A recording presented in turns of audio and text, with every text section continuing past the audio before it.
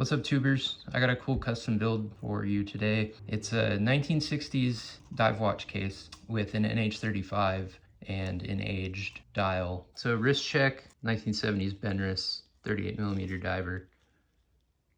Sick. So backstory, I bought this case on eBay, 37mm, and it had a cheap pin lever movement in it that I couldn't get to work. I started messing around with it and realized that it would fit a 28.5mm dial, and I took a movement spacer, something like this, ground it down until it fit in the case, and I got the NH35 to fit in here perfectly. So this is what the dial originally looked like, and this is what it looks like now. You'll notice it has texture and aged indices. I also aged the date wheel to match. It doesn't have a screw down crown, it's just a normal crown.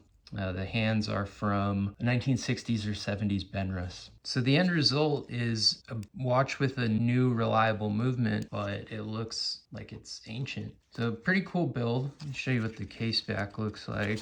So a lot of these the old cheaper watches have what is called a plated base metal case. You'll notice all this discoloration here. I think they use brass and then they chrome plate it. And then when that plating wears off, you get this kind of thing going on. Got the case back off just to show you that it is in fact an NH35.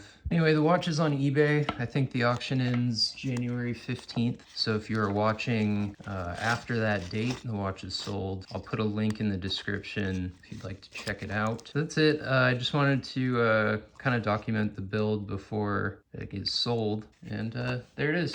Thanks for watching.